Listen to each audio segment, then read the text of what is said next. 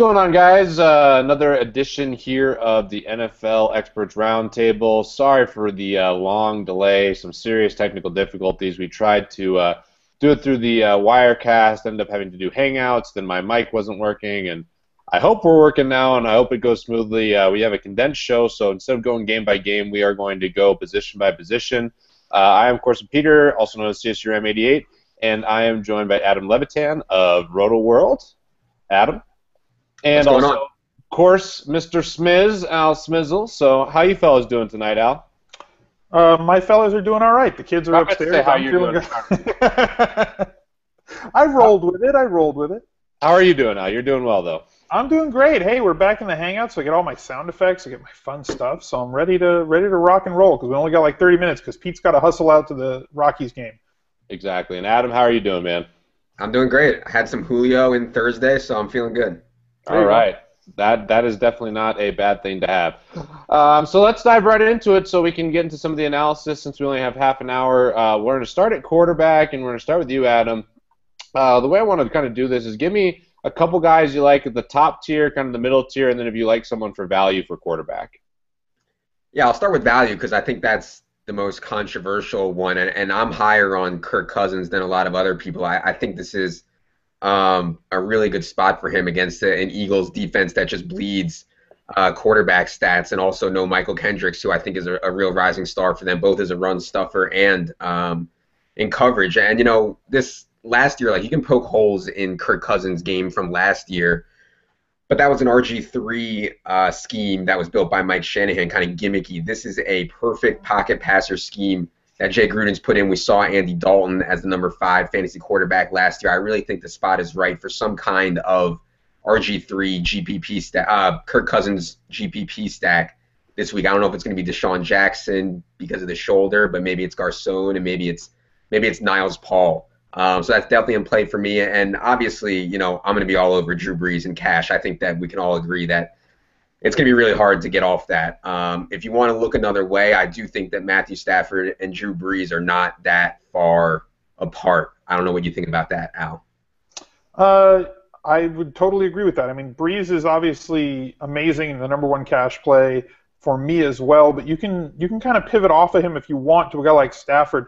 That game's got an over-under of 53. It's the highest on the day. Definitely looks like it's going to shoot out. Quarterback at home against the, like you said about Cousins, against a defense that absolutely just bleeds passing stats against opposing quarterbacks. You could say the exact same thing about the Green Bay Packers. And Stafford has looked good so far this year. They gave him a couple of more targets. You know, they picked up Golden Tate. Joique Bell looks really good. They can spell him with Reggie Bush, and obviously Calvin Johnson's Calvin Johnson.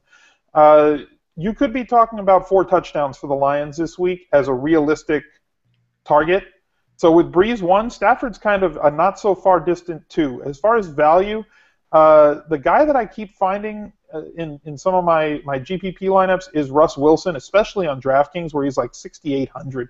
Really allows you to fit an awful lot of players with him at the skill positions, and you can just really load up.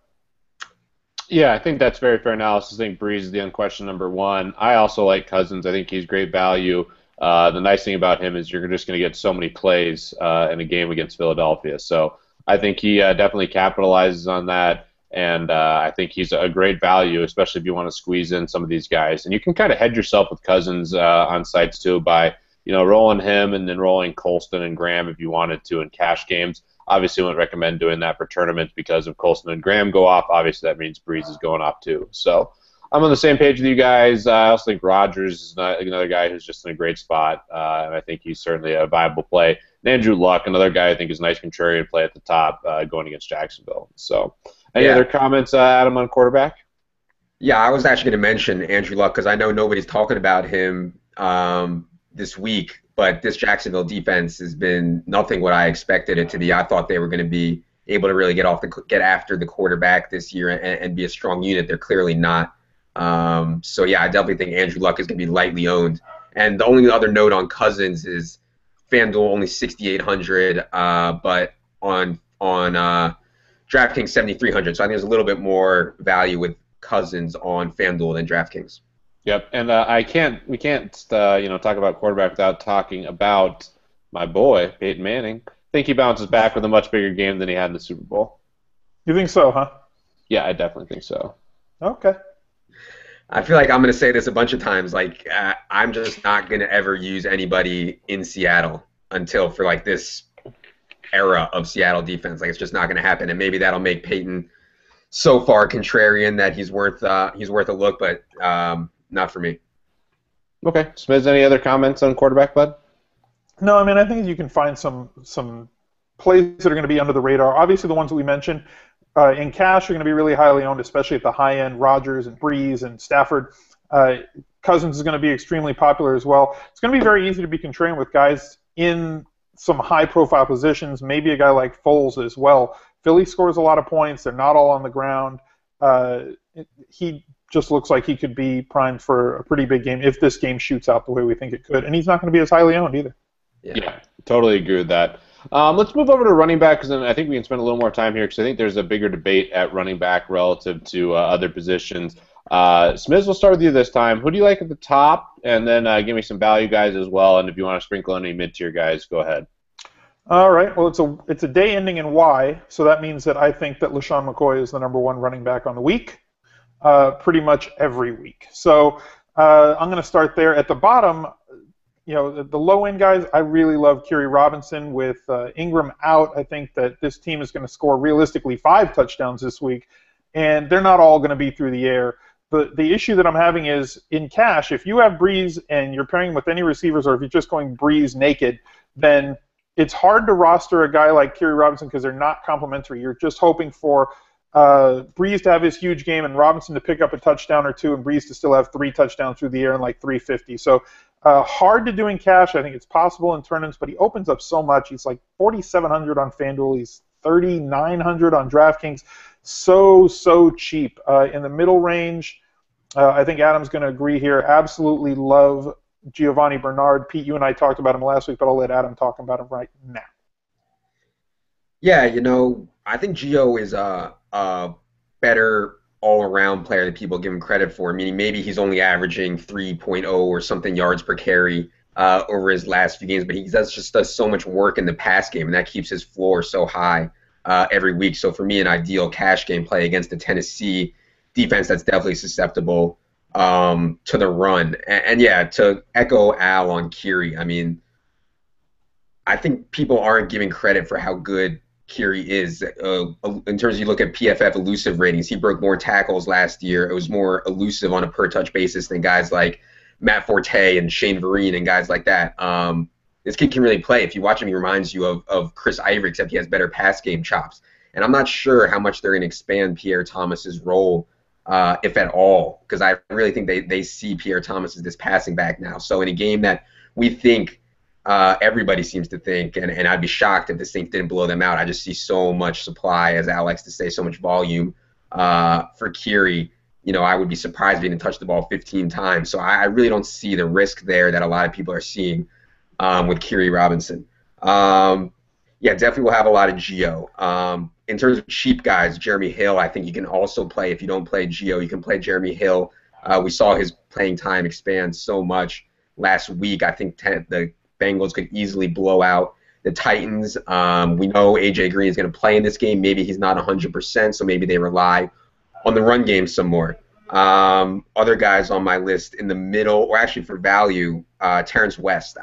Still only 5,800 on FanDuel. I think that's more than fair price for a guy we know is going to get 15, 16, 17 touches against the Ravens, and probably what's going to be a grinded out kind of game. I think Joyke Bell is definitely in play in the mid-tier against that really bad Green Bay defense. And I know we're going to have some debate on this. I know Al has been a lot about Niall Davis. I kind of think that Niall is a fade for me, especially on FanDuel, where he's 7,000 and he's playing a Miami defense that I think is really, really good against the run. And I know I don't want to read too much into 2 weeks, but they are PFF's #1 run defense through 2 weeks.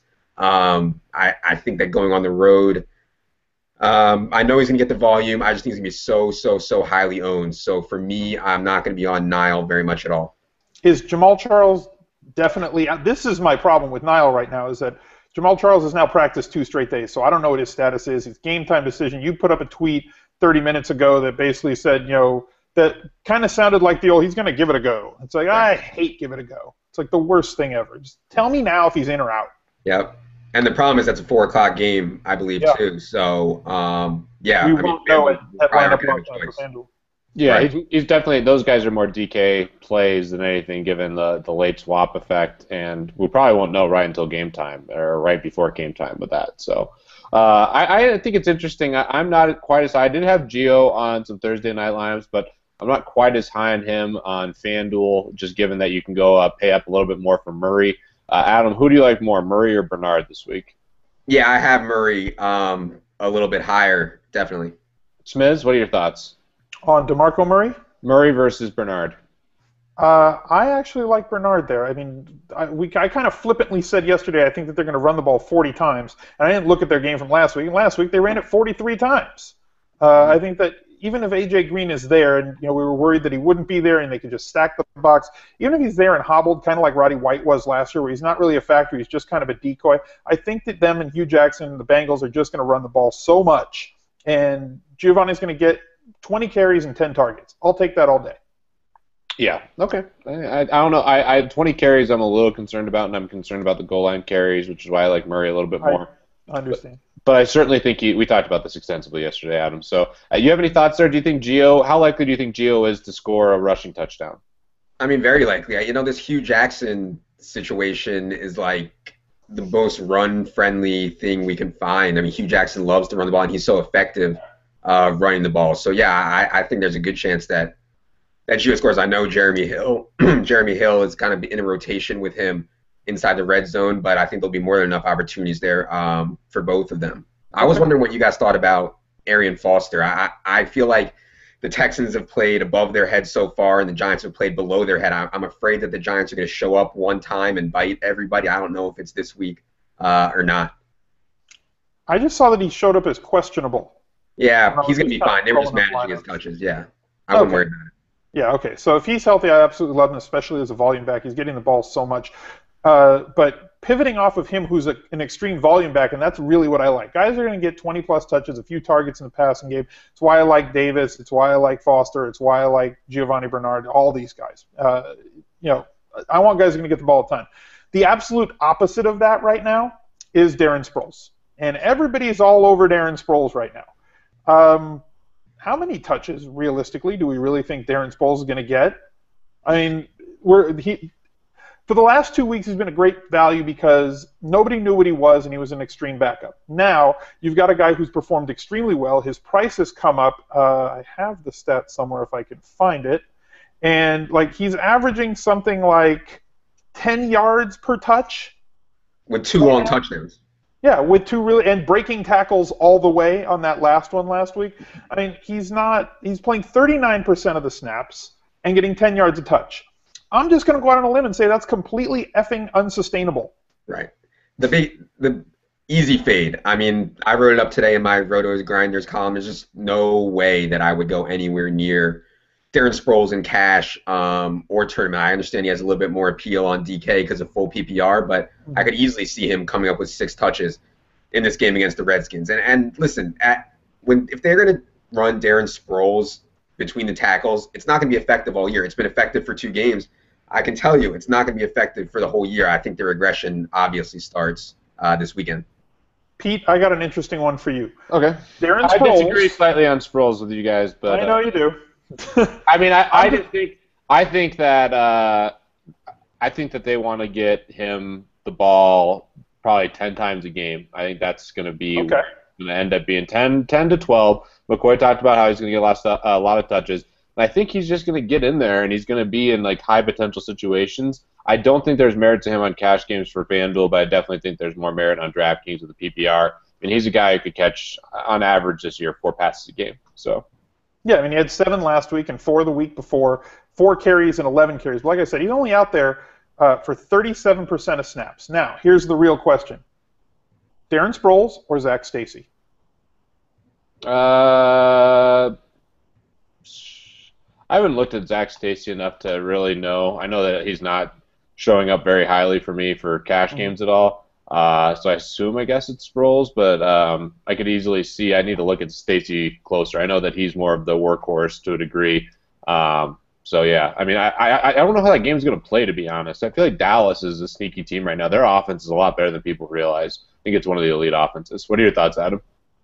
Yeah, that's an easy Stacy for me, but I agree with you on Dallas. I mean, they opened up as a favorite in St. Louis after everybody was saying how they're the worst team in the NFL. They opened up as a favorite on the road. And listen, maybe Dallas's defense isn't the 76ers. Maybe they're not Coors Field. I'm not sure yet, but I know their talent speaks to that 76ers or Coors style. Maybe they can scheme up and kind of stop some teams like they did last week with Jake Locker. But Zach Stacy's, I think, is going to get about 66, two-thirds of the rushes and the snaps in timeshare with Benny Cunningham. I think 15, 16, 17 touches for Zach Stacy against Dallas at home. I like that way more than Sproles. I have Stacy projected higher, but not by a significant amount. I just looked. But both of them, for me, for running backs and cash games, are not in play. But look at the buzz around Sproles, and absolutely nothing being said about Stacy. No, totally. But Sproles is the shiny object. Exactly. I think he's a bad. I probably won't have exposure to him this week. I just think my argument is that he's a better season-long play. Right now is probably the worst time to buy him because his price is high. He's the shiny object. I bet he'll have a couple bad games, and then he'll be a great play because the thing with Sproles, too, is, even if he gets 12 touches, he could easily break 2 for long touchdowns. Yeah, so I think it's all price. We've known for the last 2-3 years, where he has this big 2-touchdown, 200-yard day, and then he goes and has 3 30-yard games, and then another 2-touchdown, 200-yard day. But going back to Dallas, they're kind of hiding it. They're using smoke and mirrors right now because we did think they were going to be this awful defense, and they're really running the ball and pounding it with DeMarco Murray. So that's another vote for Murray. They're being smart about the fact that they have to keep this defense off the field as much as they can because if you look at it, they're really poor versus the tight end. They've allowed 3 touchdowns in the first 2 games versus tight ends, and they're allowing about 5.25 yards per carry to running backs right now. So they look really good defensively based on the fact that they did well last week and everything, but they got ahead, and the reason I liked Sean Green last week because I thought that Dallas would give up chunks of yards on the ground. They completely abandoned the running game because they were behind so much. The Titans I'm speaking about. That's how you're going to beat them. You're going to go with your tight end. You're going to go with your running backs, and I do think that alone makes Zach Stacy a good play. But why don't we move on to wide receiver? And Pete, who do you like at the high end at wideout? I think this is the easiest play of the week. I think having exposure to Calvin Johnson is about as good as you can do. He's clearly the best receiver in football. I love Demaryius, but anytime he has a good matchup and a good situation, I think he's the number one play. And the nice thing right now, especially on FanDuel, is his price just really isn't that much higher than anyone else. He's more expensive than Jordy, but all these guys are in the same kind of upper tier, and he's not significantly more expensive. So I think he's your safest and best tournament play, or safest cash game play, and probably the best tournament play. I think he has the highest floor, probably of all the receivers, and I think he also has the highest ceiling. So I love Calvin. I think he's the clear guy at the top. Cheaper receivers, especially on FanDuel, is a little trickier. I think Tate is probably the other guy that I'll see a lot, in my lineups, and I also like Colston. Adam, what are your thoughts on kind of the cheaper mid-tier receivers? Yeah, I'm definitely on Golden Tate. I'm definitely on Colston to bounce back from that 0 catch game. I think he'll get fed a little bit. That was his first time in 87 games he's ever not caught a pass. One guy that I'm on is Brian Quick. So obviously the number 1 receiver for St. Louis, and I don't think it matters if it's Austin Davis or if it's Sean Hill. It looks like it's going to be Austin Davis. I think Brian Quick is 18 targets on the year compared to 4 for Kenny Britt.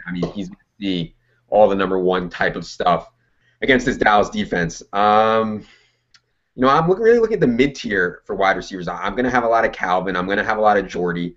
But I'm also going to look in the mid-tier for guys like Macklin, Kelvin Benjamin, Mike Wallace, and Garcon if there's no Deshaun Jackson. I think those are all strong mid-tier plays. I think GPP Cordero is in play for me. I know Al is not that high on Cordero because we can't lock him into touches, but it's hard for me to not play a guy in a game where they're going to be throwing a lot in the Superdome. And like Pete says, he's a man among boys.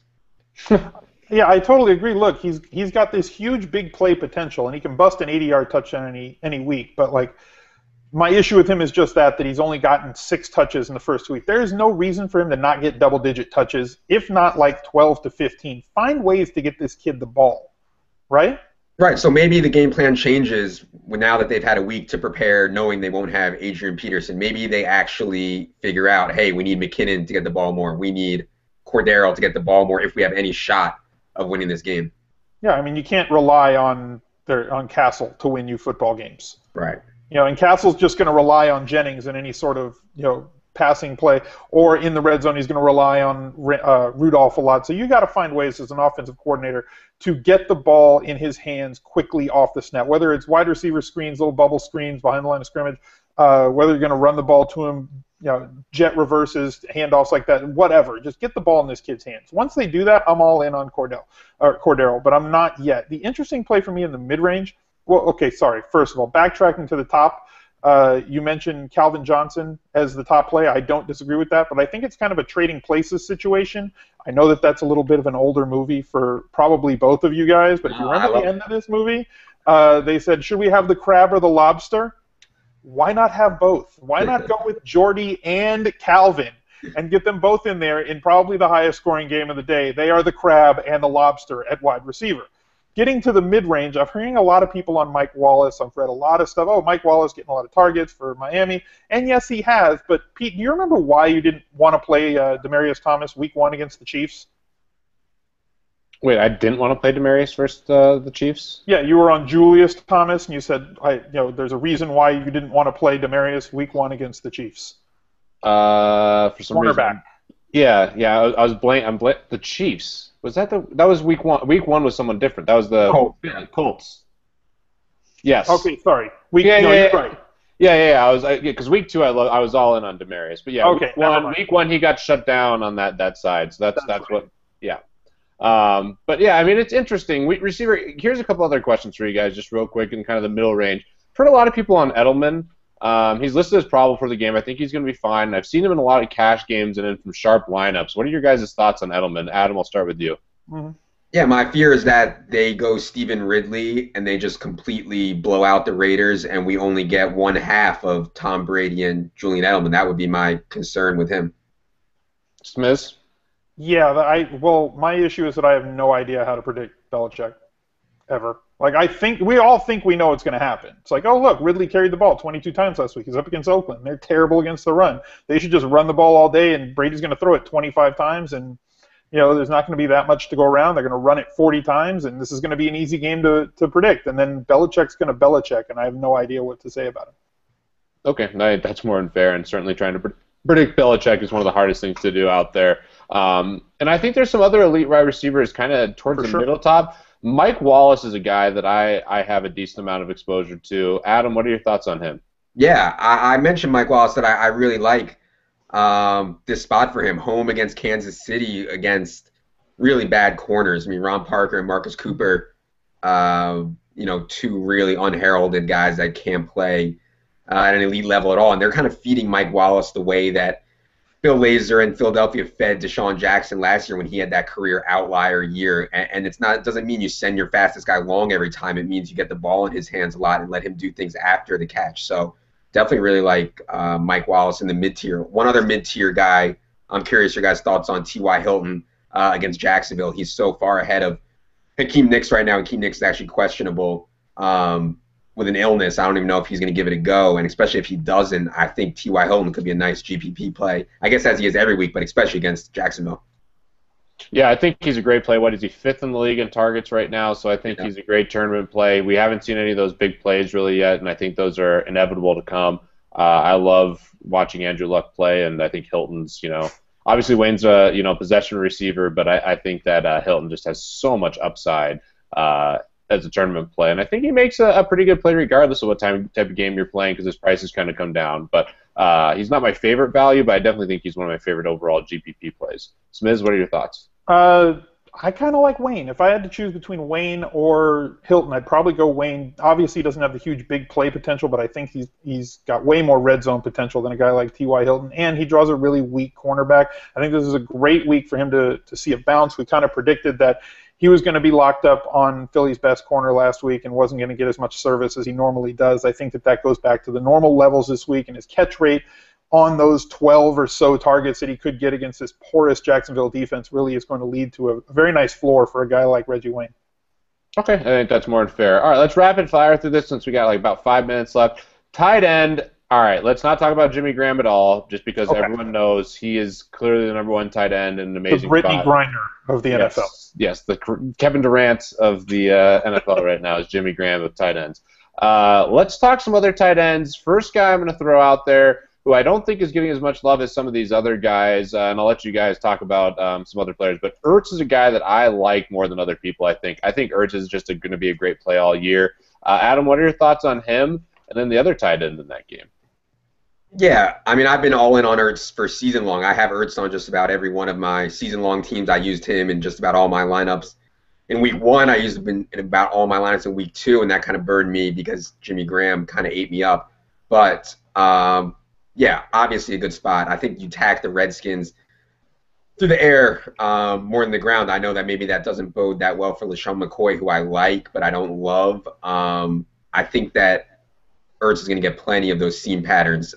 Never go wrong with Ertz. If I'm not going Graham, I'm either going – I have 4 guys on my list if I'm not going Graham. Ertz, Jared Cook, Larry Donnell, and Niles Paul. And I know you asked about Niles Paul. I mean, I love when they have these college wideouts that convert to tight end. And if you look at the way he scored last week, it was on a goal line fade. I mean, how many tight ends in the league are teams splitting out wide and throwing a goal line fade to? They're doing this with Niles Paul, so definitely think he's very, very, very much in play.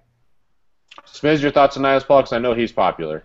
Yeah, I mean, look, he got 10 targets last week once Cousins came into the game, just from Cousins, not counting before. So he's obviously looks like he's going to be his favorite target. Looks like he's a perfect fit for that offensive scheme. But Adam did kind of gloss over my, super sneaky, freaky deaky GPP play there, and that is Jared Cook from St. Louis. I mean, Dallas is, like we said earlier, very poor against the tight ends. 3 touchdowns in the first 2 games. I think that Jared Cook could get free for one this weekend.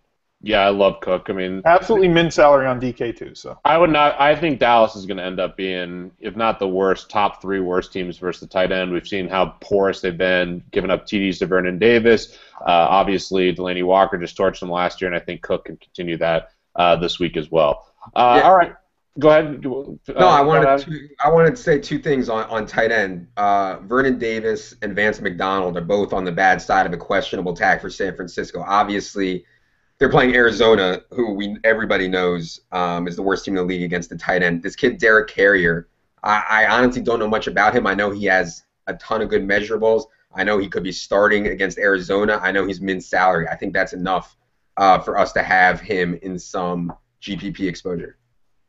Okay, I think that's more than fair. All right, let's move quickly to defense, and we'll finish there. Smiz, who would you say is the number 1 defense? I think there's a lot of argument for a couple of defenses. I guess maybe the Patriots are the top one, according to most ranks, I'd say. Who do you like the most at defense, and who are some of the values you like? I'm finding myself on a lot of Patriots, finding myself on a lot of Houston Texans and Bengals. For GPP sort of stuff, when I want to mix it up, I know you're going to hate this, but I do like Seattle. They're super cheap this week coming off of a bad week against San Diego, back at home with the 12th man. I think that they're real sneaky and coming in at a little bit of a discount. And I also like the Colts defense against the Jaguars. All right. Adam?